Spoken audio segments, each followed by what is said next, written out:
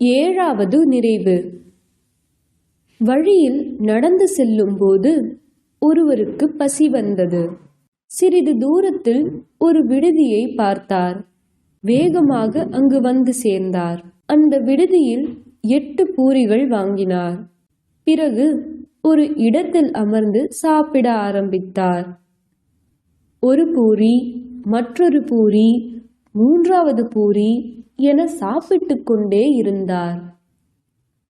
ஆனால் இன்னும் அவர் வயிறு நிரம்பவில்லை. அதனால் அவர் 4வது பூரியையும் சாப்பிட்டார். பிறகு 5வது மற்றும் 6வது. ஆனால் இன்னும் வயிறு நிரம்பாததால் 7வது பூரியை எடுத்து பழையபடி சாப்பிட்டார். ஆனால் இம்முறை வயிறு நிரம்பியிருந்தது. அவர் நினைத்தார், நான் உண்மையில் ஒரு முட்டாள், எனக்கே தெரியாது.